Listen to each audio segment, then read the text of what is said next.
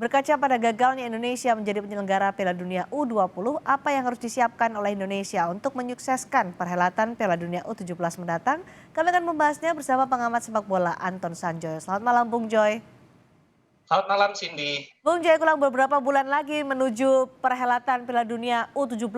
Indonesia ditunjuk sebagai tuan rumah. Siapkah Indonesia jadi tuan rumah? Pasti siap ya, karena kemarin kan Indonesia gagal menjadi tuan rumah U20. Ya. Sementara kan fasilitas stadionnya menurut saya ketika gagal itu sudah 80-90% siap. Mhm. Ya tinggal finishing touch terakhir lah 6 stadion yang disiapkan untuk U20 itu. Jadi kalau soal prasarana dan sarana saya rasa tidak terlalu masalah karena stadion-stadion itu sudah tinggal kalau itu tinggal dipencet tombolnya aja mereka udah siap lagi gitu loh. Oke. Cuma memang kan ini persiapannya untuk Piala Dunia ini kan kemarin kita belum teruji karena gagal. Mhm. Jadi kemarin kita ujiannya hanya di FIFA Matchday. Itu pun rasanya belum terlalu maksimal ya soal penjualan tiket Mhm. dan macam-macam sudah bagus. Tapi mungkin yang lain karena ini kan ada 24 negara yang akan datang, Ya. 23 negara yang akan datang. Jadi itu mungkin challenge-nya, tantangannya akan jauh lebih besar. Hmm, oke, itu dari sisi prasarana atau infrastruktur. Ada 6 stadion yang kemungkinan menjadi calon lokasi pertandingan ya, Mas Jo. Tapi kalau melihat eh, penggawa tim U17 Indonesia pada final Piala Dunia ini, Erick Thohir menyatakan masih akan melakukan seleksi, kemudian juga ada TC atau pelatihan terpusat dan akan berlatih tanding hingga ke Eropa. Cukup waktu nggak, Bung Joy, soal ini? Nah, ini memang persoalan. Indonesia kan kemarin gagal lolos ke Piala Asia U17 kan, Ya. dan yang lucu adalah yang menggagalkan Malaysia, tapi Malaysia nggak dapat giveaway tuan rumah, jadi mereka gigit jari. Tapi yang penting adalah bahwa Indonesia ini memang kan tidak punya tim, usia muda yang benar-benar matang di kompetisi, Mhm. gitu loh. Itu persoalannya Cindy. Oleh sebab itu, kemarin itu backbone-nya, tulang punggungnya bisa tim yang gagal di Piala Asia. Mhm. Tapi mungkin memang harus menambah. Nah, karena tidak ada kompetisi berjenjang yang rutin di kota-kota di seluruh Indonesia, makanya harus dilakukan seleksi lagi di 9 kota gitu loh. Karena seleksinya saya nggak tahu bagaimana, karena kan orang biasanya menyeleksi pelatih top sekalipun menyeleksi itu kan dari kompetisi gitu loh. Ya, ya. Nah ini menyeleksinya caranya gimana saya masih belum tahu. Tapi memang pasti akan ada inside information dari coach-coach di sejumlah kota. Tapi kan nggak bisa dilihat oleh Bima Sakti secara utuh gitu loh. Ini Mhm. challenge yang besar sekali buat Bima Sakti untuk memilih pemain ya. Tapi saya yakin dia bisa karena dia terbiasa dengan pemain-pemain muda. Jadi harusnya sih tim yang disiapkan jauh lebih matang daripada yang gagal kemarin di Piala Asia U17. Oke, siapa saja Bung Joy yang berpotensi dijaring dari karena tadi disebutkan direktur bisa diambil dari tim U16 dan juga tim U17? Ya, backbone-nya yang 17 kemarin, tapi saya rasa ada beberapa kompetisi di kota-kota besar kan, Cindy. Saya juga tidak begitu hafal namanya karena mereka tidak terekspos gitu loh. Jadi, Bima harus mencari, benar-benar mencari, orang per orang ya, untuk melihat bagaimana kemajuannya setelah mungkin mereka tidak berkompetisi selama beberapa, bulan kan, sehingga memang, kondisinya harus dilihat lagi. Tapi untuk menyebutkan satu-satu menurut saya sekarang juga belum bisa. Bahkan Oke. kalau ditanya Bima pun mungkin dia hanya bisa menyebut 5 6 orang dari yang gagal kemarin di Piala Asia, U17 gitu loh, Cindy. Jadi, memang masih butuh waktu cukup banyak ya untuk memilih tim ini. Ini kan November 5 bulan lagi Bung Joy, cukup nggak untuk bisa membentuk tim yang solid untuk Piala Dunia U17? Saya kira sore ini Bima Sakti dan kawan-kawan sudah mulai bekerja ya, Hmm. mencari informasi tentang pemain-pemain yang sekarang, hampir pasti tercecer ya, tercecer di banyak daerah gitu untuk dikumpulkan lagi, yang kondisinya juga saya yakin Bima Sakti juga nggak tahu kondisinya kayak apa gitu loh.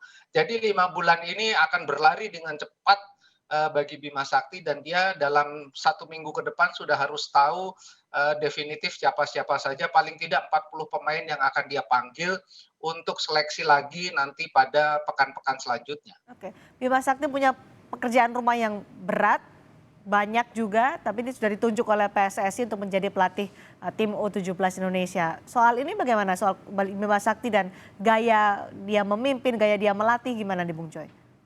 Ya kalau dilihat dia kan pernah sukses dengan youth team ya, dia Ya. juga pernah jadi kapten Primavera Mhm. gitu loh. Jadi, soal kepemimpinan saya yakin dia sudah fasih karena sebagai pemain pun dia lebih banyak pakai ban kapten, bahkan Oke. sejak dari Primavera.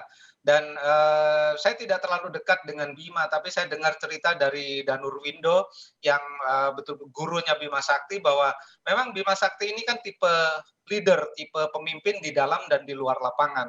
Jadi saya yakin dia bisa memegang anak-anak muda ini karena dari sejak dia remaja dia sudah menjadi pemimpin gitu loh. Oke. Jadi, saya sih, tepat ya penunjukan Bima Sakti ini menurut saya karena dia memang pernah sukses bersama youth team, dia pernah menjadi kapten Primavera, kapten tim Indonesia juga di senior. Jadi harusnya sih dia bisa dan dia punya kemampuan untuk itu. Oke, Erick Thohir juga menyatakan nanti Exco PSSI akan mencari pendamping untuk Bima Sakti menghadapi Piala Dunia U17. Pendamping seperti apa yang cocok untuk Bima Sakti? Dan dia menyebutkan tepatlah untuk bisa melatih tim U17. Tapi kalau pendamping yang melengkapi Bima apa? Kualifikasi apa itu? Ya kemarin kan sebetulnya ketika, timnya Indra Safri sukses di, SEA Games juga kan di sana ada Bima Sakti, gitu Ya. loh. Jadi, kalau Indra Safri, juga bisa menjadi dalam tanda kutip asisten pribadi kek, atau apa, ada Kurniawan Dwi Yulianto juga yang dekat dengan dia sejak di Primavera. Jadi menurut saya ya lebih kepada asisten dan penasihat. Mungkin dia butuh seseorang yang lebih senior dari dia. Mungkin dalam hal ini malah Indra Safri sendiri gitu ya bisa menjadi apa ya, penasihat yang mungkin tidak terlalu resmi, tapi dia mendampingi Bima Sakti karena Bima pasti juga butuh teman untuk diskusi. Saya kira dia akan didampingi oleh Kurniawan Hmm. Dwi Yulianto, saya cukup yakin sebagai asisten dan mungkin Indra Safri akan menjadi penasihat lah di dalam tim itu. Oke, kalau melihat kualitas tim U17 di kualifikasi Piala Asia nih, pendapat Bung Joy seperti apa menghadapi Piala Dunia nanti? Apa yang Nah harus ini memang dievaluasi? ini memang PR besar ya bagi Bima karena secara kualitas sebetulnya Indonesia untuk tampil di Piala Asia pun nggak bisa gitu loh. Mhm. Jadi memang harus ditingkatkan kualitasnya secara cepat, tapi itu bukan pekerjaan yang mudah, bahkan hampir mustahil. Nah, bahkan lawan-lawannya nanti adalah kelas dunia semua. Eropa ada Inggris, Prancis, ada Spanyol, Brazil, Argentina dari CONMEBOL, ada Meksiko juga dari zona Amerika Tengah. Jadi memang ada Senegal dari Afrika. Jadi memang ini pekerjaan yang besar sekali, tapi overall sebetulnya kalau di kelompok umur U17 meskipun Indonesia gagal di Piala Asia, kita bisa memberikan perlawanan. Nah, Indonesia bisa memberikan perlawanan asal kualitasnya naik sejak gagal di Piala Asia U17 gitu loh. Ini yang menjadi pekerjaan besar bagi Bima dan siapapun nanti yang akan mendampingi. Tapi Apa yang saya harus rasa sih dievaluasi Bung Joy? hampir semua ya ketika kemarin kan kalahnya cukup besar ya lawan Malaysia gitu. Jadi memang faktor mental ini anak-anak masih muda, mereka tidak terbiasa dalam kompetisi yang reguler.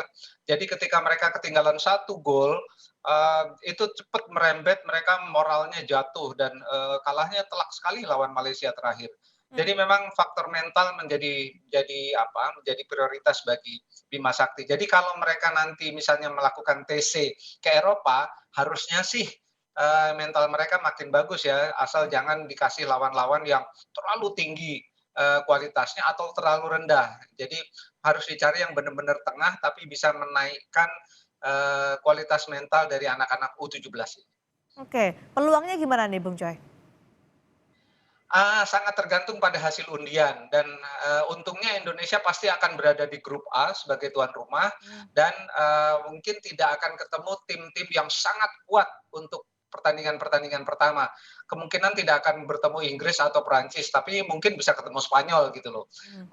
Karena mereka akan terpisah di dalam, 6 grup gitu loh. Tapi kemungkinan juga akan ketemu tim Afrika juga yang sangat kuat gitu loh, ada Senegal, juga ada Meksiko gitu. Jadi memang kalau saya pikir sih untuk bisa lolos saja dari babak grup, lalu kemudian mungkin Indonesia bisa lolos lewat jalur posisi terbaik ketiga.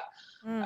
Ada empat tim yang akan dipilih dari posisi nomor 3 di grup gitu loh. Jadi juara-juara grup dan runner up akan ke babak knockout ditambah 4 tim dari peringkat 3. Mungkin Indonesia bisa lolos dari peringkat 3.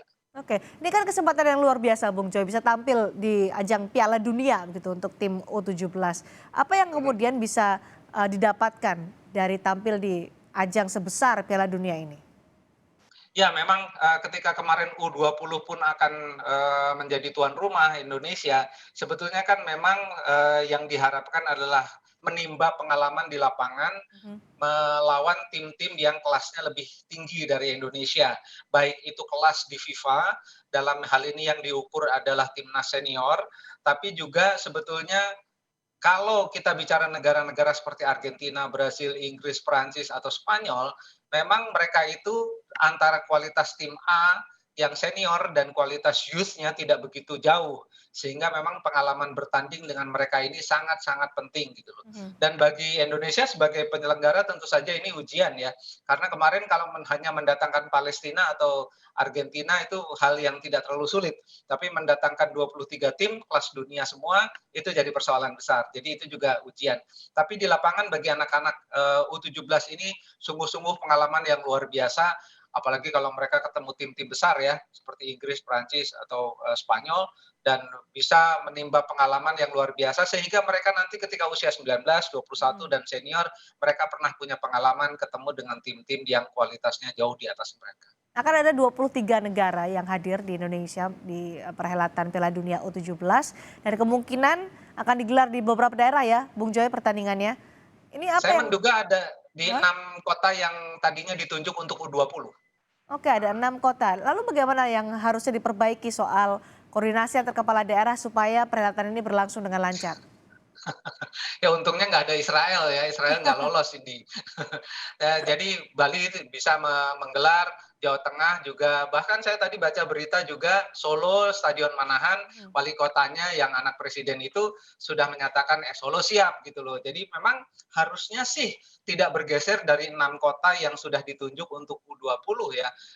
Sijalak Harupat saya lihat stadionnya sudah sangat bagus, akses tolnya juga sudah ada ke sana tidak lagi macet. Ke Sijalak Harupat, Manahan saya kira yang paling siap selain Gelora Bung Karno.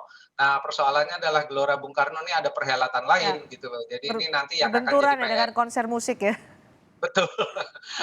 Betul, nanti siapa yang akan mengalah atau Heeh. saya kira memang yang di Jakarta yang paling layak adalah Gelora Bung Karno. Karena Gelora Bung Karno ini satu-satunya stadion di Indonesia standar internasional yang punya perimeter. Stadion lain nggak punya perimeter. Mhm. Jadi dari sisi keamanan memang paling bagus Stadion Gelora Bung Karno itu. Oke, nanti masih akan dilihat standarnya bagaimana oleh FIFA, tapi kita tunggu nanti bulan November ya, Bung Joy. Indonesia Betul. akan tampil di Piala Dunia U17. Terima kasih Bung Anton Sanjoyo sudah bergabung di Sapa Indonesia malam hari ini.